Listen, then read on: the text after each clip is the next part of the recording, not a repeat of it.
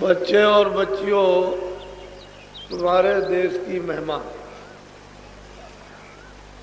जो अनामी पुरुष है, जितनी गिनती भारतवर्ष में वो सब खत्म, और भी गिनती उसमें जोड़ दो वो भी खत्म। ये अनामी पुरुष की ये काया कितनी बड़ी है, सब गिनतियां खत्म, इतनी बड़ी उनकी काया। तो जो विस्तार होगा उनका वो बहुत बड़ा हो, उसी से कितने ईश्वर, कितने ब्रह्म, कितने पार ब्रह्म, कितने महाकाल, ये सब उसी के पैदा किए हुए। जितनी जीवात्माएं खचाखच, कोई भी रेशा बगैर जीवात्माओं के सुरतों के कहीं दिखाई देता नहीं, खचाखच उन लोकों में भरा हुआ अथाह सागर।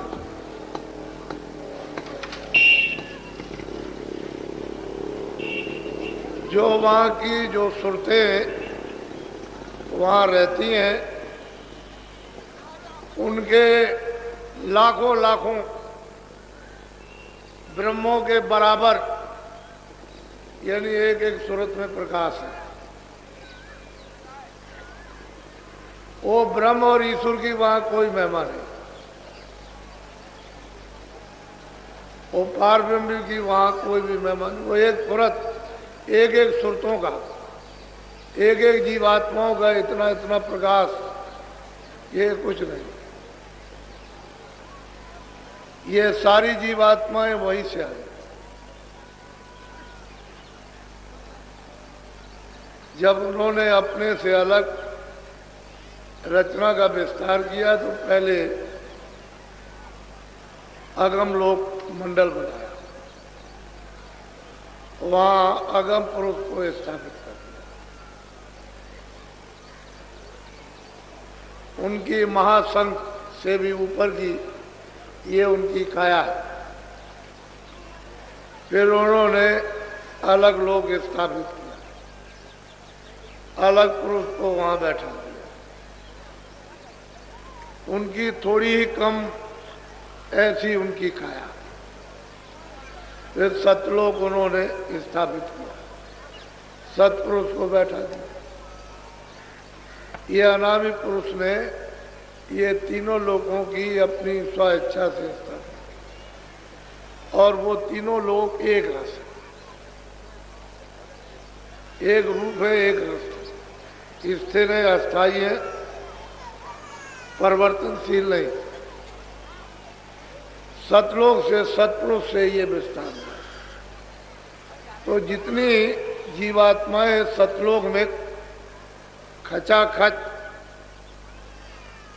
भरी हुई है, वो सब लाखों लाखों एक सूरत ब्रह्म की अस्थि।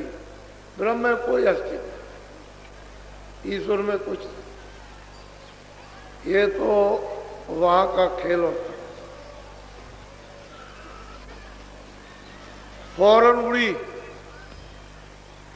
और उन्होंने इतने देखते देखते एक पलक के मारते इतने बड़े बड़े महल बना दिए कि खरबों योजन ऊंची, उस देश की अर्वचनीय महिमा।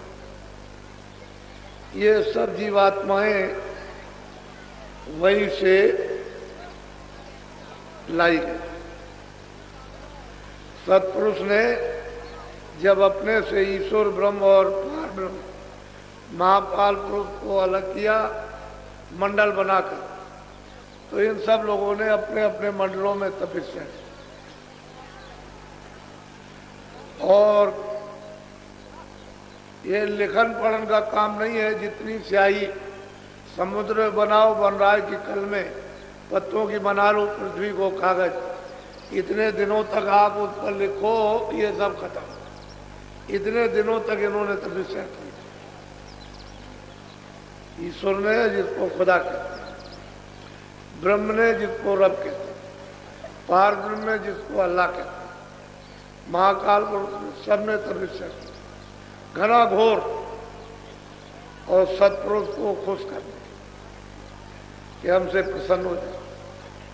हमको देश से क्यों निकाल दिया, अलग क्यों कर दिया, कोई कारण तो होगा ही। अब वो तो उनकी मौज मर्जी की बात। इतने दिनों तक ये तप करते रहे, तब वो उसके बाद सत्पुरुष इनसे प्रसन्न हुए कि तुम्हारी तपस्या पूरी हुई, हम तुमसे खुश हैं, बोलो तुम क्या चाहते। फिर उन्होंने सतलोक के समान राज मांगा कि जैसा आप, इनको मालूम हो गया था कि मुझको निकाल दिया, तो राज मांगा कि आपके राज के समान ही हमको राज। तो मौज मर्जी सत्पुरुष की थी। उन्होंने मतलब ये चाहे मस्त। तो जीवात्माओं के बगैर, सुरतों के बगैर यहाँ कोई रचना नहीं हो सकती किसी भी मंडल में। जब वो सुरतें आएंगी तभी रचना बैठेगी। वैसे तो जीवात्माओं का भंडार एक छोटा सा सब लोगों में सत्पुरुष ने तकसीम कर दे। वो तो अथाह सागर है, उसके लिए उसमें से जरा सा दे दिया उसने, अथाह सागर भरा हुआ, उसका तो कोई पारावार नहीं। तो एक छोटा सा भंडार सुरतों का अपने अपने मंडलों में ऊपर से देते चले आए। तो इनको भी बांट दिया निरंजन भगवान को, ऐसे ही ऊपर से बांटते चले आए। तो अपने अपने भंडार को इन्होंने सबने स्वीकार कर लिया कि मालिक मुझसे प्रसन्न हो गए। बस ये भंडार लेकर के उधर तो नामी के द्वारा उतार के ले आएंगे, दूसरा कुछ। जब उतारा जाएगा तो एक आवाज से दूसरी आवाज, एक नाम से स्थान तक ले आएंगे तो वहाँ वो नाम वही, फिर वो अपने नाम पर उतार ले, अपनी आवाज पर, अपने बाजे पर। तो ये धीरे जाए तो ठेका बनाया कि इतने दिनों तक तो सब यहाँ रहो। कितने जुग बीत गए, अनगिनती, गिने नहीं जाते हैं। सतयुग त्रेता द्वापर पहले तो थे ही नहीं।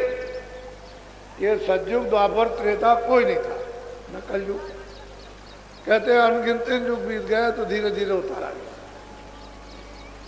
पहले महाकाल पद में आए, फिर नीचे ब्रह्म पद में, धीरे धीरे ठेका बनाकर, ताकि एकाएक चली जाए तो यहाँ तो घबराएंगे, यहाँ लड़ नहीं सकते। तो धीरे धीरे उतार उतार कर धीरे धीरे फिर जब ब्रह्म स्थान पर ले आए तो वहाँ इनको बहुत आनंद में थे, कोई तकलीफ तो वहाँ थी नहीं।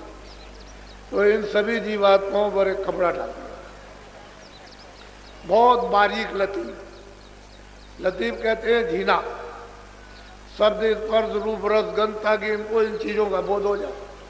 शब्द का भी बोध हो जाए, रूप का भी बोध हो जाए, स्पर्श का भी बोध, गंध का भी बोध हो जाए, यानी पांचों चीजों का बोध हो।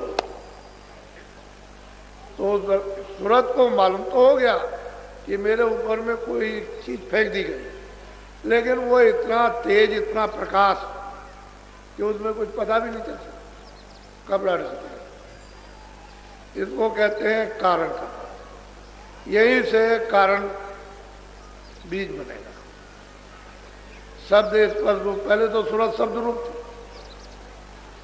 वो तो स्वयं ही शब्द रूप थी। उसको तो उससे तो दूसरे ही यानी अनुभव करते थे।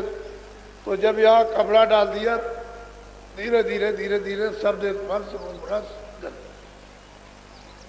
बहुत तत्वों तक। ये वहां के कितने जुग बीत जाए, यहाँ के नहीं, तब तक वहां वो रहे।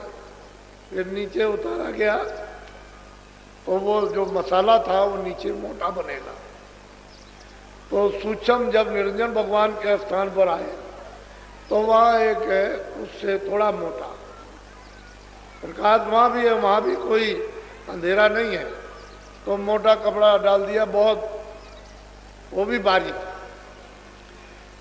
शब्द स्पर्श रूप रसगंध और मन बुद्धि चित्त और अहंकार, बस 9 तत्व। ऊपर 5 तत्वों का नेतृत्व, ये मंडल है इनके, ब्रह्म के और ईश्वर के अलग अलग। ईश्वर का मंडल अलग है और ब्रह्म का अलग अलग मंडल है इनके, बहुत बड़े बड़े। उन मंडलों में कितनी त्रिलोकियां, कितने लोग हैं वो गिने नहीं जा सकते, इतने बड़े बड़े मंडल। तो जब यहाँ बहुत मुद्दतों तक रखा, फिर धीरे से नीचे उतारा, तो आद्या मां शक्ति ने इन पर उससे मोटा कपड़ा डाल दिया, थोड़ा सा मोटा, उसको कहते हैं लिंग से। जैसे स्वर्ग वैकुंठ में तो 9 तत्वों का कपड़ा डाला, 10 इंद्रियां, चतुसंताकरण, मन बुद्धि चित्त और अहंकार, और 3 गुण, रजोगुण तमोगुण सतोगुण। अब वो देखिए कि वो कारण शरीर तो सूक्ष्म में चला गया और सूक्ष्म शरीर लिंग में चला गया, और फिर उसके बाद में जब यहाँ उतारा मृतलोक में, उसी आवाज के द्वारा, बाजों के द्वारा, तो जीवात्माओं को यहाँ ले आए। तो सबसे नीचे वाली आवाज है घंटा से, इसको पकड़ के जब यहाँ उतारा गया तो माँ के पेट में खोल तैयार करके, और उन्होंने जब 5 महीने का हो गया तो सूरत को दोनों आंखों के बीचों बीच उस खोल में बैठा दिया। तो ये खोल क्या 5 तत्वों का, जल पृथ्वी अग्नि वायु आकाश, ये तो 5 का हो गया। उसके अंदर वाला 9 तत्वों का हो गया। फिर उसके अंदर जो है वो इसके ये 5 तत्वों का लिंग शरीर 17 तत्वों का, फिर उसके अंदर 9 तत्वों का शरीर, फिर उसके अंदर 5 तत्वों का। अब इस तरह से इसने कपड़ा पहना। अब इसको अगर कोई नहीं जानेगा तो इसका कपड़ा कोई उतार नहीं सकता, ये आभूषण है उसका। तो इतने कपड़े सूरत ने पहन रखे। उस समय पर कोई बंधन नहीं था, सूरत यहाँ बैठ गई, माँ के पेट में सब सुन रही है, सब देख रही है, कोई आंख बंद नहीं थी। जैसे ही 9 महीने का बच्चा पैदा हुआ तो आंख भी खुली, कान भी है, सब बाजें सुन रही है और सब देख रही है और चढ़ती चली जाती है। उसे रोक टोक नहीं है, चढ़ जाती है। इसको उतार दिया, छोड़ दिया, फिर उसने लिंग को उतारा, उसको छोड़ दिया, फिर उसने सूक्ष्म को उतारा, छोड़ दिया, कारण को उतारा, छोड़ दिया, चली जा रही। और रोज दरबार में सतलोक में हाजिरी थे, सब जितनी भी ये सुरतें जीवात्माएं सब रोज जाती थी। उस समय जाने आने का कोई बंधन नहीं। अब इनको कहा गया कि भाई तुम गंदगी ये अपनी छोड़ देना, गंदगी को पास न रखना वहीं। तो जो सुरतें यानी मतलब गंदगी छोड़ दी, सर से निकल गई। इनकी अवध रखी 1 लाख बरस, तो बहुत चली गई वापस, वो कम नहीं गई, बहुत गई। लेकिन जब ये मालूम हुआ कि सब चली जाएंगी तो निरंजन भगवान ने फिर अब इनके लिए रोक टोक खड़ी कर, फौरन उन्होंने शक्तियां पैदा करके और उनका जन्म दिलवा दिया और उनको आदेश दे दिया कि जंगल में चले जाओ घोर तपस्या। वो चले गए ब्रह्मा विष्णु महादेव और वहाँ 20,000 वर्ष तप किया। फिर उनको जब समाधि लगाई तो उनको देववाणी हो गई कि तुम चारों वेद विधान बना। बस यही से सब बंधन हो गए। ये कूड़ा कचड़ा, ये सब पाप का पुण्य का, अच्छे का बुरे का, न्याय का न्याय, सत्य असत का सब ये पड़ेगा। क्योंकि उस समय तो आँख खुली थी, कान खुले थे, रास्ता कुछ बंद नहीं था, नाक भी खुली, जाते थे आते थे। बस इतना ही था कि जा रहे आ रहे अपना घोंसला देखे हुए, फौरन उतर के आई, अपने घोंसले में आ गई। ये उनका घोंसला था, पंचभौतिक शरीर। लेकिन जब अवध पूरी होगी तब चले जाएंगे। तो फिर पीछे से ये झगड़ा लगा दिया। तो जब ये झगड़ा लगाया तो फिर गंदगी इसमें छन करके वो तो कारण लोक में चली गई जमा हो, कुछ सूक्ष्म लोक में गंदगी जमा हो गई, कुछ लिंग लोक में गंदगी जमा हो गई। जो बारी बारी अशुभ कर्म हुए वो मतलब ये कि शरीर में जमा, तो मन और बुद्धि और चित्त और ये सब गंदे हो गए, अंतःकरण गंदा हो गया। फिर वो जीवात्मा जो स्वच्छ और साफ बैठी हुई थी वो गंदी होने लगी।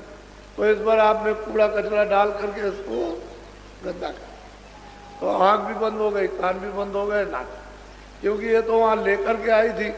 इस बार तो कोई पर्दा था नहीं, तो आँख पर, कान पर, नाक पर, इसमें तो सुधा ये चीज है, वहां भी रहेगी तब यही चीज है। तो जो चीज कुदरती है जिसको कोई बना नहीं सकता वो उसके अंदर मौजूद। आँख भी है, कान भी, नाक भी, अब गंदगी पड़ गई, बस यही से बदला। आजादी दे दी, उसने कहा जो भी कोई कर्म करेगा मृत लोक में वो अपने अपने कर्म का फल भोगेगा। अब वो पता ठिकाना तो हम भूल गए, अपने घर में आने का, भाई किस रास्ते से जाएंगे, घर में पहुंचेंगे वो भूल गए। अब यहीं पर लगे झगड़े में, बस यहीं पर बस्ती बसाने लगे, इच्छा बसाने लगे, ममता करने लगे, आशा बांधने लगे, बस यही झगड़े। अब आपकी वो आशा खत्म हो गई, इच्छा खत्म हो गई कि अपने घर का कैसा आनंद है, कैसा सुख है, कैसी सुंदरता है, कैसी शक्ति है, कैसा ज्ञान हो, भूल गए। सही बात तो सही है कि ये आपका ये प्रदेश है। और देखो आप 50 वर्ष के हो गए, 60 वर्ष के, 70 वर्ष के तो जाने, और वैसे तो बच्चा आता है जब समय पूरा हो जाता है कर्मानुसार, तो 2 साल का भी चल दिया, 4 साल का भी, 10 साल।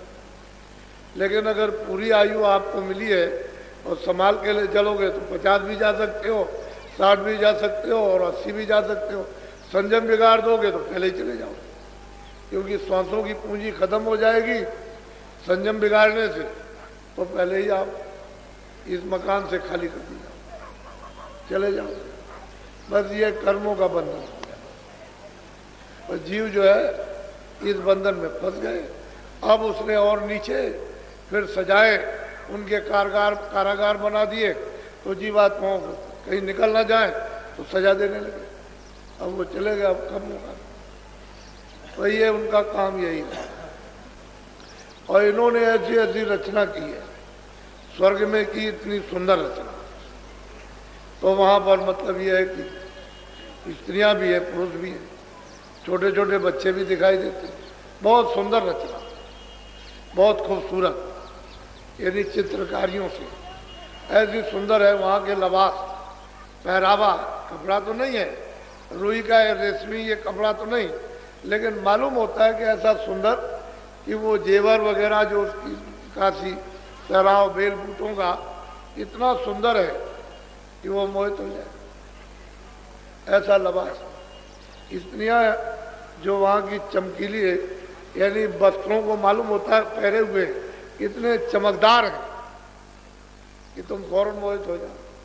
वो अप्सराएं उधरी रहती है, नित्य नाच, नृत्य होता रहता है। ये नाच आज क्या चीज है, कुछ नहीं, हर वक्त 24 घंटे हर क्षण नाच होते रहते हैं, विचित्र भांत के नाच। तो साधक के लिए तो अगर कोई बताने वाला नहीं तो उधर से आगे जा ही नहीं सकता, वो तो वहीं फंस जाए। तो उसने ऐसा माया का जाल कि इससे बचो, यहाँ तो वहाँ लक्ष्मी है, सावित्री है और पार्वती, और वहाँ स्त्रियां हैं, दोनों घेर लेंगे, ऊपर नीचे दाएं बाएं रिद्धियां सिद्धियां सब घेर के खड़ी हो जाती हैं। तो बुद्धि का हरण, प्रलोभन दे देंगे, बस आपकी साधना खत्म। ऊपर जाइए तो आध्यात्म आ सकती, उसका इतना बड़ा लोक है कि मतलब यह है कि कितने, मतलब यह है कि करोड़ों कि 1, 2, 4, 10, 20 करोड़ नहीं, कितने करोड़ों का लंबा मैदान, उसमें औरतें ही औरतें, स्त्रियां, तो उससे जाल से निकालना बहुत मुश्किल। ये स्वर्ग वैकुंठ में कुछ नहीं है, जो आद्या महाशक्ति लोक में जो देवियां हैं, ऊपर में पुरुष है, निरंजन भगवान विराज, वो काहे को जाने देंगे किसी को, उनके ऊपर में वो माया वो सबको रोके रहती है, उसका भी माया रूप, स्त्री का रूप है वो भी। उसकी सुंदरता अनोखी विचित्र है, ऐसी सुंदर और मोहित करने वाली कि तुम्हारे ऐसे कितने मतलब ये है कि सब फना हो गए, वो जा ही नहीं सकते। फिर उसके ऊपर में ब्रह्म है, उसका मतलब ये। तो चीज ये है कि अंदर का राज किसी को पता ही नहीं, वो जानते ही नहीं। और आप क्या आपको मालूम है संसार में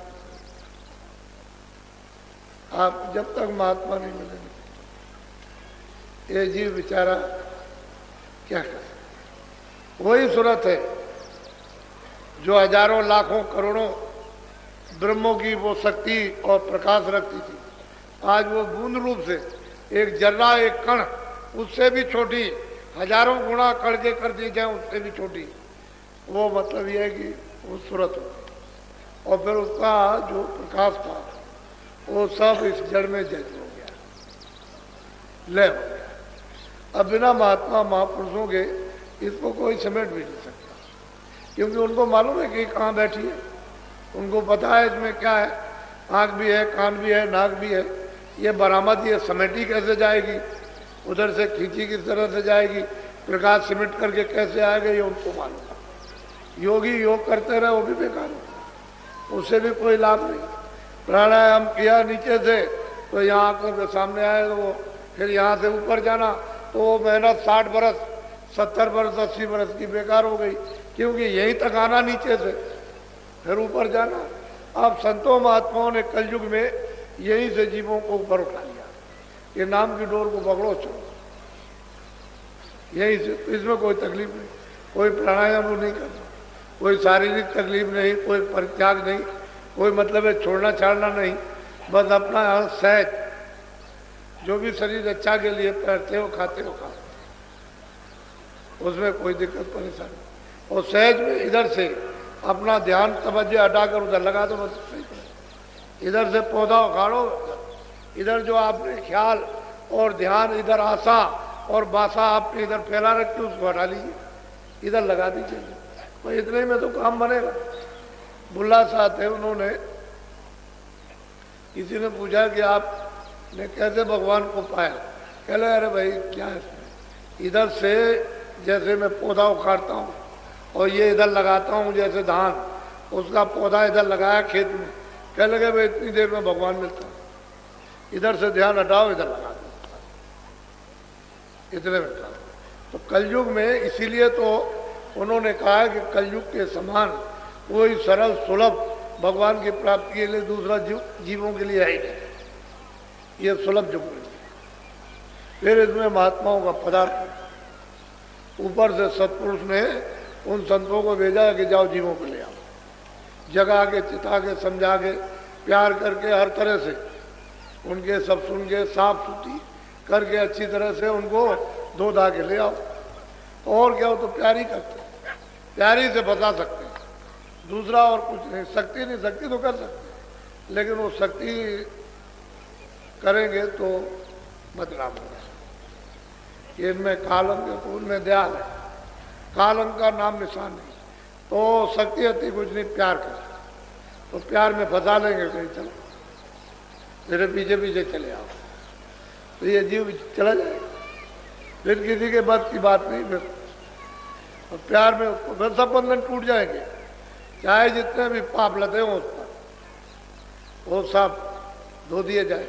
वो तो वहाँ धोने की नदी है, फौरन पोर दिया उसमें, बस छटक फटक करके साफ। उधर गए तो उधर देखा क्या है, कौन जा रहा, वो धर्म जरा जगाती है, बैठा हुआ है, तो आवाज लगाई कि तलाशी दे दो, कैसे जा रहे हो, ये टिकट है, ये है टिकट, ये नाम। तो कुछ है कि देख लीजिए, तो देखा उनका चिता, जब कुछ झाड़ा लेगा, क्योंकि वो तो गार्ड जगाती सबका झाड़ा लेता है, जैसे वो डिटेक्टर लग जाता है कि तुम उधर जा रहे हो तो दिखाओ कुछ है तो नहीं तुम्हारे पास, हथियार वगैरह कुछ बम बम, तो तलाशी लेते हैं तो सब जो जाता सब। ऐसे उधर कोई भी जाएगा सब, जब कुछ नहीं निकलेगा कैसे, कुछ नहीं कर सकते। तो आपने तो अभी मतलब ये है कि कहीं गोता लगाया ही नहीं, जाने नहीं कि गोता जीवात्मा है, कहाँ लगा के फड़फड़ा करके शुद्ध पवित्र और साफ हो जाती है। तो महात्मा ले जाते हैं, उसमें नदी में बोरा बोर देते हैं कि कर ले स्नान जल्दी से, कलमल के जितने भी कर्म अशुभ शुभ इनको धो डाल जल्दी से। तब ये जीव धोता है, उसमें नहाता है। इनको बेचारों कहाँ का नाम, नदी कहाँ बह रही, कर्मनाशा नदी कहाँ है इन्हें क्या पता। कर्मनाशा नदी है, उसमें स्नान वो महापुरुष कराते हैं। तब ये जीव इस योग होते हैं कि हम आगे चले गए। नहीं कैसे कर्मनाश ना हो तो कौन ले जाएगा।